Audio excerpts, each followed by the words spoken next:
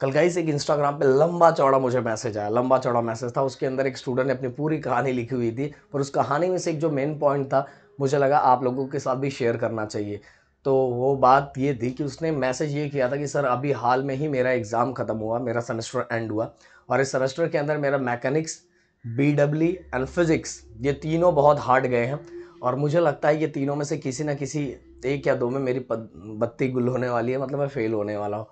तो अगर in case अगर मैं पास हुआ तो जस्ट पास होऊँगा और चांसेस बहुत कम है। तो उसने ये भी लिखा था कि सर मैं पहले बहुत अच्छा परसेंट वाला स्टूडेंट था,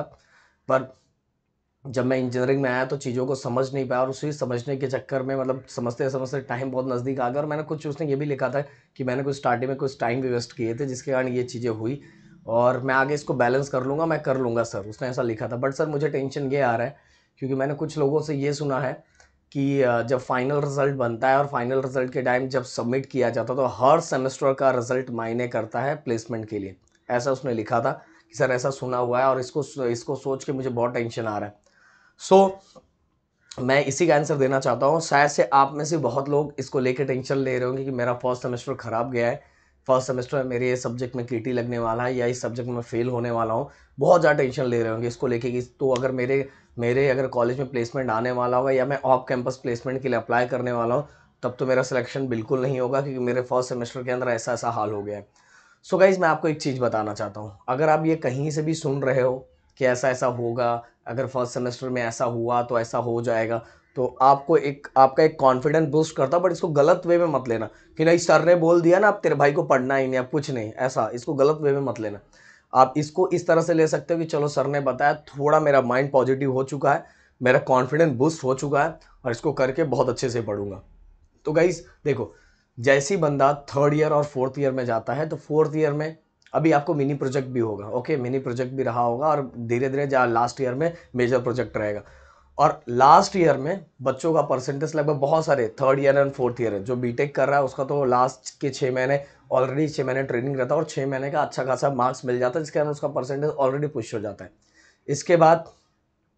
जो दूसरे जो जिनका बीई होता है उन बच्चों का क्या होता है कि उन बच्चों को भी ऐसे बहुत सारे सब्जेक्ट होते हैं जैसे third year and fourth year में और उनको भी मेजर प्रोजेक्ट होता है जिसके कारण ऑलरेडी उनका परसेंटेज बहुत ज़्यादा बढ़ जाता है, बहुत ज़्यादा बढ़ जाता है। तो जब टोटल परसेंट निकाला जाता है ना, अगर आप जैसे अभी फर्स्ट सेमेस्टर के अंदर बहुत सारे लड़के समझ नहीं पाते, बहुत सारे रीज़न के कारण उनके कुछ सब्जेक्ट में केटी आ जाते हैं, कुछ सब्जेक्ट में फेल हो जाते हैं। बट जैसे जैसे वो आगे बढ़ते हैं तो चीज़ें समझ चुके रहते हैं और एक्स्ट्रा हार्ड वर्क करने लगते हैं, इंजीनियरिंग को समझ चुके रहते हैं। हाँ, जो मैं रेयरली केस को छोड़ देता हूँ जो कभी समझ ही नहीं पाया, समझते ही नहीं, समझने का ट्राई भी नहीं करते और चीज़ों को ऐसे ही लेते जाते हैं, उनकी मैं बात नहीं कर रहा हूँ। जो बच्चे चेंज होना चाहते हैं और चेंज होते हैं उनकी मैं बात कर रहा हूँ। तो भाई second year, third year, fourth year लगभग सभी बच्चों का परसेंट इतना ज़्यादा हो जाता है और अच्छा खासा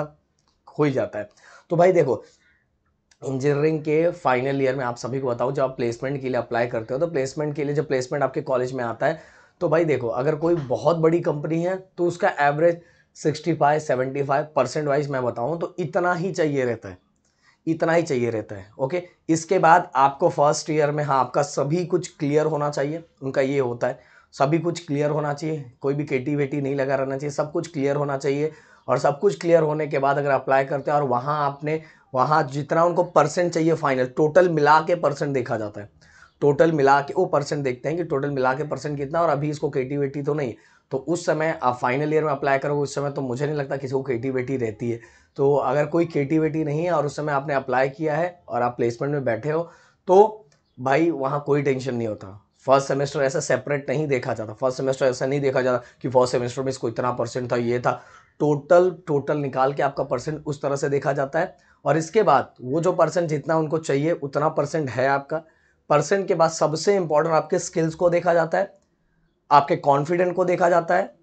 आप किस लेवल पे हो वो देखा जाता है, मतलब किस लेवल पे कंपनी को सपोर्ट कर सकते हो वो देखा जा सकता है। वो आपके अल्फा थीटा गामा बीटा को नहीं देखता,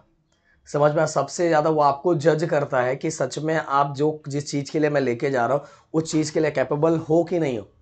तो समझ में आ रहा है मेरी बात? तो ये चीज़ का टेंशन बिल्कुल छोड़ो। हाँ, अगर अभी सेमेस्टर 1 में कुछ गड़बड़ हो चुका है तो उसको बैलेंस करने का ट्राई सेकंड सेमेस्टर में करना स्टार्ट करो और सेकंड सेमेस्टर में आपके प्रदीप सर आपके साथ ही है तो बिल्कुल टेंशन लेने वाली कोई बात नहीं। देखो फर्स्ट सेमेस्टर सबके लिए बहुत ज़्यादा हार्ड जाता है। ऐसा नहीं कि बहुत ज़्यादा, क्योंकि बहुत सारी चीज़ें समझ में, और सेकंड सेमेस्टर में भी अगर आप नहीं जाग रहे हो तो आप गलत कर रहे हो।